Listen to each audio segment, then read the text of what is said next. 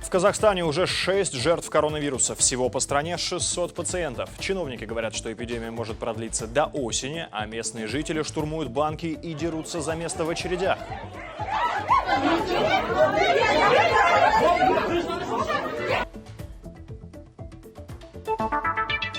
В Кыргызстане резкий рост числа заболевших. Среди них врачи, у которых не хватает средств защиты. В Караколе дверь подъезда, где живет пациент с коронавирусом, заварили электросваркой.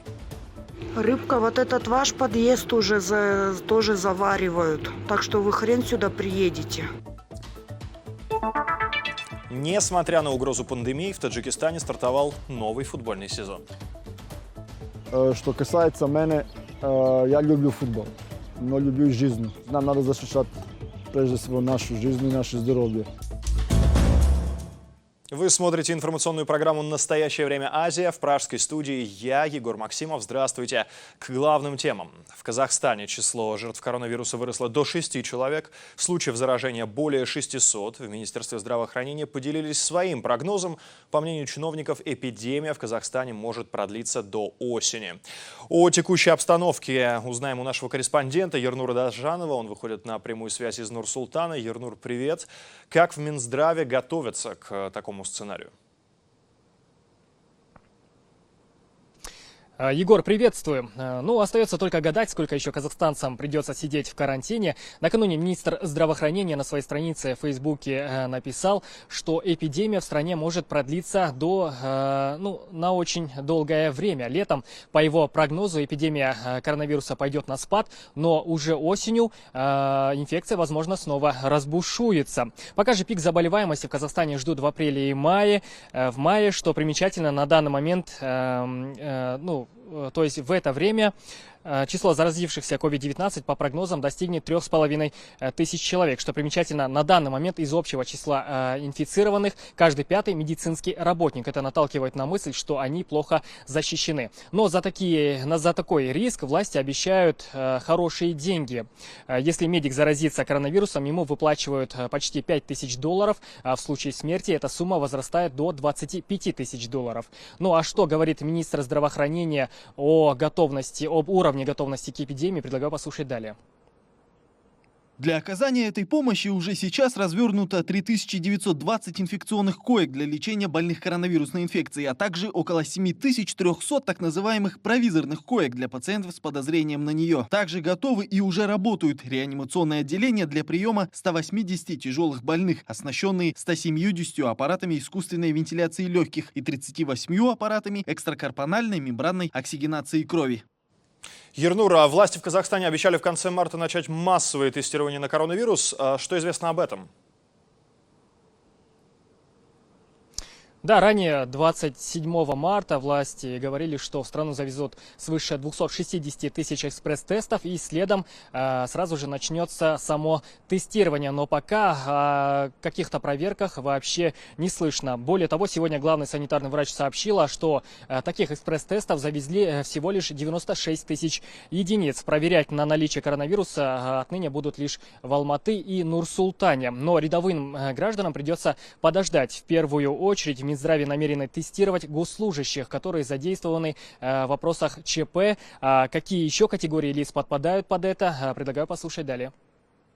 Это медицинские работники скорой помощи, негоспитализированные больные с признаками острой респираторной вирусной инфекции, лица, которые являлись потенциальными контактами с больными коронавирусной инфекцией, а также, как я уже говорила, лица, въезжающие на территорию Республики Казахстан в местах пропуска через автопереходы и железнодорожный транспорт.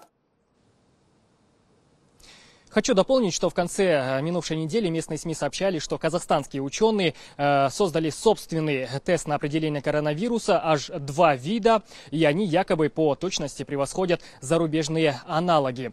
Но когда именно они будут доступны населению, пока не уточняется, и насколько они эффективны, покажет время. Спасибо большое. Ернур Дажанов на прямой связи из Нур-Султана. В отделениях банков в Казахстане очереди и драки. Люди пытаются оформить заявки на госпомощь. Власти обещают выплатить $95 тем, кто потерял доходы из-за карантина. Заявки можно было оставлять и через интернет, но сайты и приложения работали с перебоями, поэтому жители сразу нескольких регионов Казахстана массово пошли в отделения банков. Шолпан Оразбекова с подробностями.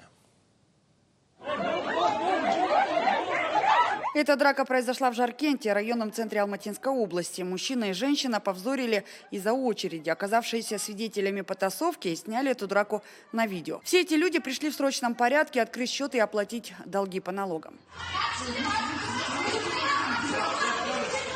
Это видео тоже снято в той же области, но уже ближе к самому Алматы. Сотни людей требуют их впустить в здание Казпочты. Причина та же. Разъяренный народ хочет успеть открыть счет, на который можно получить госпомощь. И таких роликов в соцсетях и мессенджерах гуляют десятки. Впрочем, некоторые люди все же пытаются держаться на расстоянии от толпы. Помнят, что в стране гуляет коронавирус и объявлен режим ЧП. У людей нету самоосознания. Смотрите, какая плотная толпа. Сейчас здесь кто-то будет коронавирусом болеть, да? И все же толпой заразятся. Очереди у банка в Алматы и Нур-Султане есть только в отдаленных микрорайонах. В этих городах идет уже вторая нерабочая неделя. Открыты только продуктовые магазины и аптеки. Власти объявили карантин и в некоторых регионах. Однако люди, несмотря на опасность заражения, продолжают нарушать установленные правила. Все началось с того, что чиновники объявили об упрощении выдачи государственной помощи на время карантина, а также расширили список претендентов на эти деньги. Единственное требование для тех, кто никогда не платил налоги, сделать разовый взнос в размере около $5 в госфонд и открыть счет в банке. Но, несмотря на это, народ требует гарантий. Чтобы получить 42 500 тенге, мы должны зарегистрироваться в Совбезе, а для этого мы должны вон в ту машину заплатить 2600 тенге. Для чего я это плачу и получу ли я точно после этой оплаты деньги? На людей у банков даже не действует предупреждение полиции о нарушении карантина, что, к слову, карается законом. Соблюдаем меры безопасности, объявлено ЧС. Сегодня министр труда и социальной защиты населения в очередной раз обозначил, кто именно может рассчитывать на госпомощь во время карантина. И предупредил тех, у кого нет счета в банке. Заявку можно подать и без указания номера банковской карточки. Эту категорию граждан чиновники намерены ждать до 1 месяца, пока не будет открыт лицевой счет. Министр также обратился к банкам второго уровня и попросил перейти на время карантина полностью в режим оказания услуг онлайн. Я хотел бы призвать все банки нашей страны также предпринять меры, так же, как и мы, чтобы с одного окна удаленно принимали заявки наших граждан, у которых нет банковских счетов, для открытия счета банковского и получения карточки. Удаленно открывали банковские счета, выпускали карточки и доставляли нашим гражданам на дом. С сегодняшнего дня заработали новые телеграм-боты, через которые люди могут подать заявку на получение госпомощи. Один из них называется Help 42 500 бот. Кроме этого, созданы боты и с указанием городов. Этот список у себя на странице в Фейсбуке опубликовал министр цифрового развития Аскар Жумагалиев, но при этом предупредил, что необходимо переходить только по этим ссылкам, иначе можно нарваться на фейковые аккаунты мошенников. Шолпан Оразбекова, Павел Энгельгард. Настоящее время. Азия. Казахстан. В Нью-Йорке от коронавируса скончались 2 узбекистанцев. Как сообщает посольство страны в США, это 51-летний мужчина и 69-летняя женщина. Вместе со своими семьями они жили и работали в Соединенных Штатах. По информации «Голоса Америки», в Нью-Йорке коронавирусом заразились 10 узбекистанцев, а в самом Узбекистане начнут выпускать собственные аппараты искусственной вентиляции легких. Как сообщают власти, это будет совместное производство с компаниями из Словакии и России. Первые аппараты появятся уже в мае. Они, напомню, необходимы для лечения людей с осложнениями после коронавируса. На сегодня в Узбекистане заразились 390 человек, 30 полностью выздоровели, 2 скончались. В Кыргызстане за прошедшие сутки число заразившихся коронавирусом резко увеличилось. 69 новых пациентов и 2 смерти. Всего в стране теперь 216 инфицированных. Премьер-министр Кыргызстана начал работать дистанционно. Так ему рекомендовали сделать врачи. А вот другие сотрудники правительства на удаленную работу пока не перешли. О том, как проходит карантин в Кыргызстане, подробнее поговорим с моей коллегой Дарьей Тимофеевой. Она на прямой связи из Бишкека. Даша, добрый вечер. Расскажи, как население, во-первых, реагирует на рост числа пациентов? Егор, привет. Конечно же, население взволновано по поводу резкого роста заболеваемости COVID-19, тем более, что последний скачок он увеличил практически на треть количество инфицированных по всей стране. Тревогу усиливает и тот факт, что среди зараженных теперь есть медики, 9 человек. Между тем, сами врачи ранее сообщали много раз о том, что им не хватает средств защиты. А вот чиновники заверяли, что они обеспечили всем необходимым врачей. И теперь в Минздраве говорят, что не исключают тот факт, что заражение врачей произошло по их собственной вине. По крайней мере, в ведомстве начато служебное расследование в отношении главврача региональной больницы, где произошло больше всего случаев заражения медперсонала. Кроме того, в эти выходные прозвучала еще одна тревожная новость, что в Кыргызстане не хватает тест-систем и около 8 тысяч анализов были заморожены. Но сегодня ведомство рапортовало, что они решили эту проблему, и вот нынешний рост, он связан именно с этим, что они получили необходимые реагенты и смогли выявить всех зараженных. При этом чиновники не теряют оптимистичный настрой и призывают граждан тоже не беспокоиться насчет последних новостей. Предлагаю послушать министра здравоохранения. Все выявленные находились в обсервации, поэтому на беспокойство нет основания. Они все были контактные, поэтому мы держали в обсервации. И вчера это показывает, что результат работы ПЦР мы поставили все анализы и обнаружили у 69 лиц возбудителей коронавируса. Даша, как коронавирус меняет жизни людей в Кыргызстане?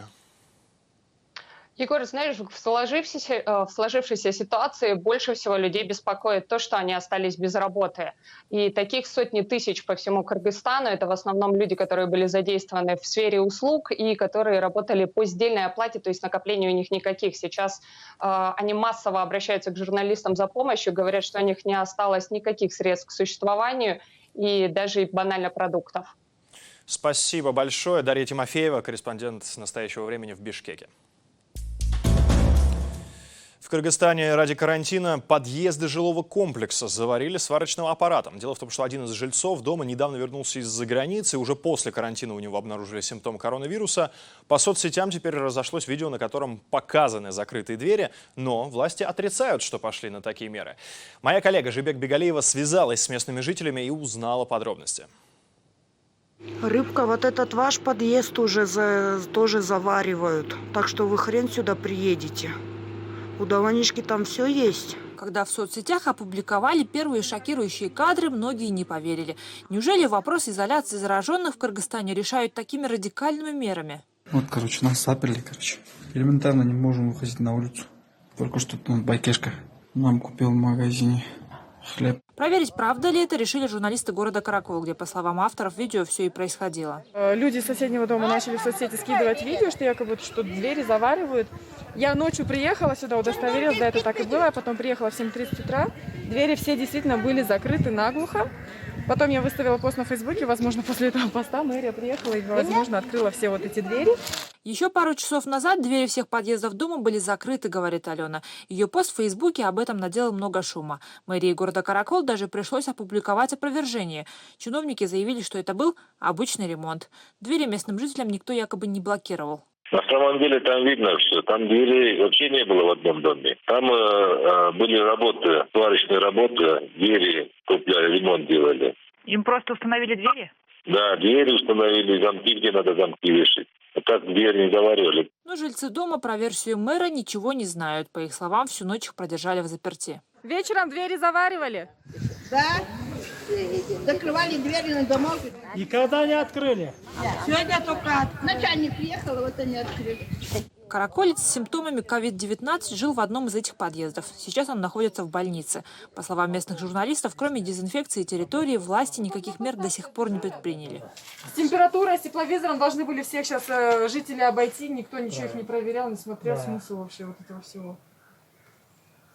Так дело начали, до конца надо было довести, объяснить мне все.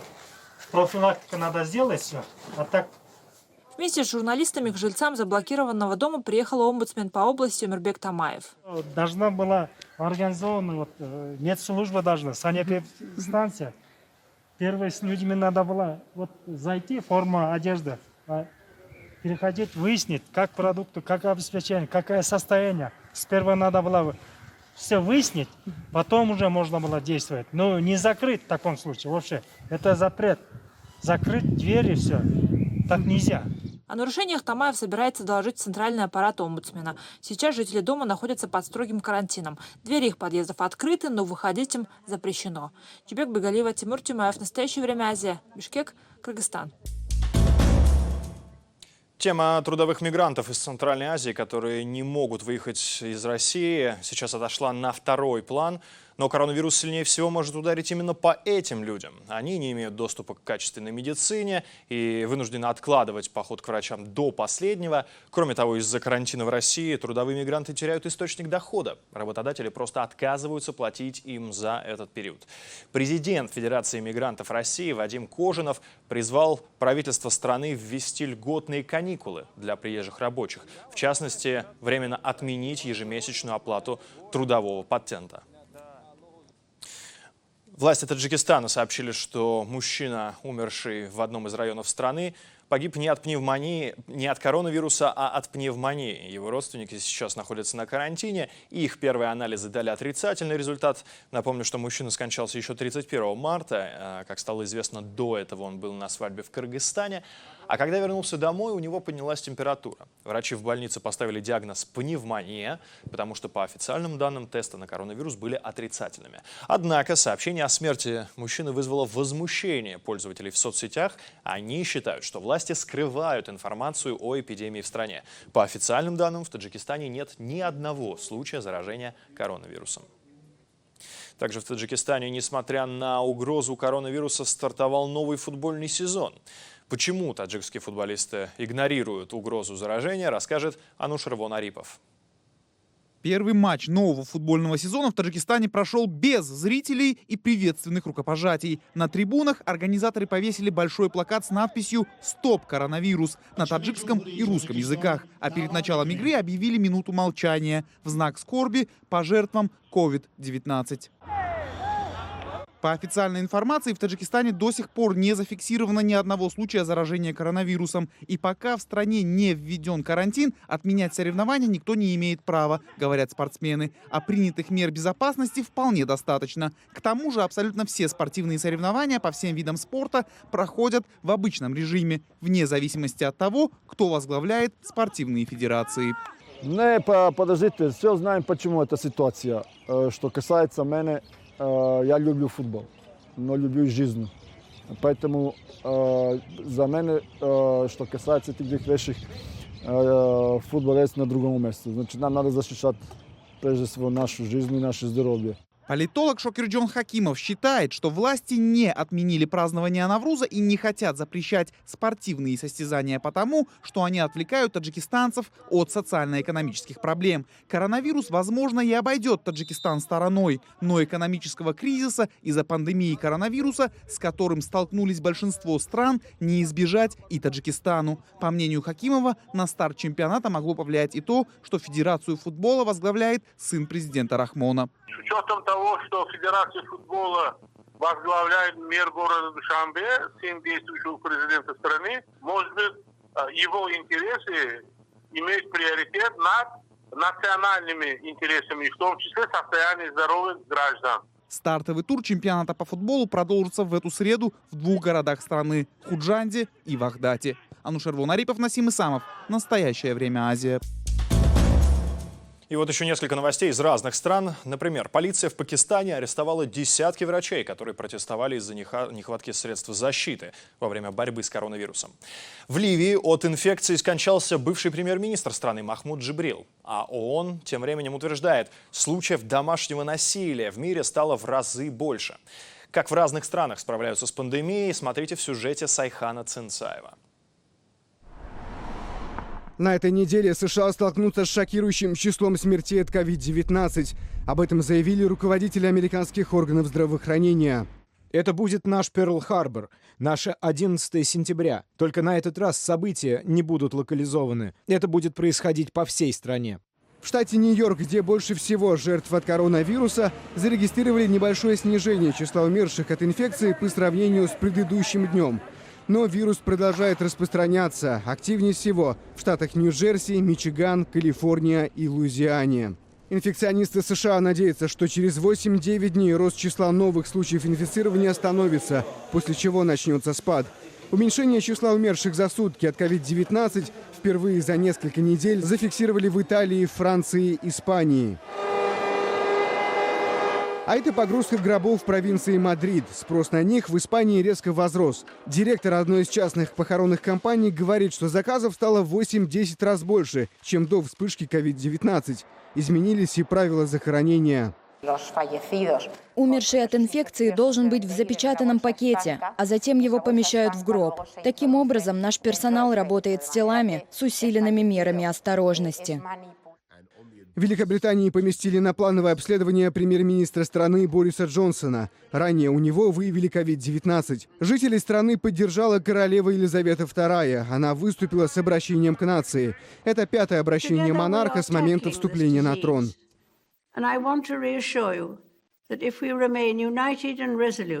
Я хочу заверить вас, что если мы сохраним единство и решимость, то мы одолеем эту ситуацию.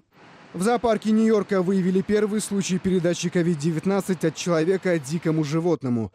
Тест на вирус показал положительный результат у тигрицы. Симптомы COVID-19 обнаружили также у сестры заболевшей тигрицы, 2 амурских тигров и у 3 африканских львов.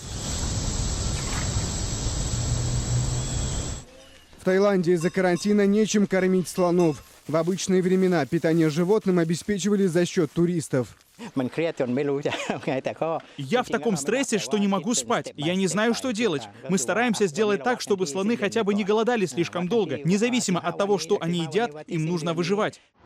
Больше трети населения мира сейчас находится под ограничениями из-за пандемии. По словам генсека ООН Антонио Гутерриша, карантинный режим привел к резкому увеличению случаев домашнего насилия. Организация рекомендует странам ряд мер, в том числе избегать освобождения заключенных, которых осудили за насилие. Сайхан Цинцаев, «Настоящее время». Сегодня на канале «Настоящее время» очередная серия программы «Азия-360». Автор проекта, наш коллега Адилет Бектурсунов, расскажет о селе победившего феминизма. Женщины в кыргызстанском поселке Саруу прославились в СМИ тем, что управляют сельскими проектами, развивают регион и борются с коронавирусом, не говоря уже о ежедневной заботе о своих семьях и детях. Столица Кыргызстана вот уже неделю пребывает в режиме чрезвычайного положения. Но этот выпуск не о коронавирусе. Этот выпуск про уникальный поселок Сару. Уникальность поселка заключается в людях, а если быть точнее, в их женщинах. Впервые за историю традиционного поселка почти половину депутатского корпуса заняли женщины. Сейчас женщины, по-моему, не дадут себе в обиду. Мы не с неба упали, мы здесь родились. Есть закон, и мы руководствуемся им. Я напомню, что проект «Азия-360» вы сможете посмотреть на нашем канале сегодня в 22:30 по времени Бишкека и Нур-Султана, в 19:30 по Москве и Киеву. Не пропустите. Это были все новости, о которых мы хотели вам рассказать. Смотрите нас в социальных сетях, в эфире своих национальных телеканалов и в режиме прямого эфира на канале «Настоящее время» в YouTube. Мы встретимся с вами уже совсем скоро, в это же время. Меня зовут Егор Максимов, я с вами прощаюсь. До встречи.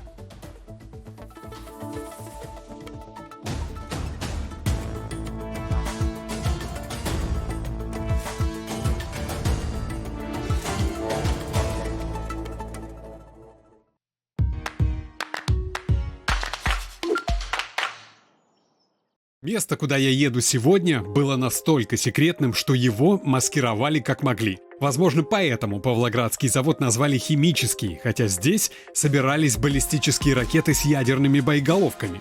Ракета состоит из 2 двигателей. Сегодня здесь производят военные ракеты для украинской армии. А еще, спустя 25 лет после договора о ядерном разоружении, до сих пор утилизируют ядерное наследие советских времен. Но, как вы понимаете, процесс еще не закончен.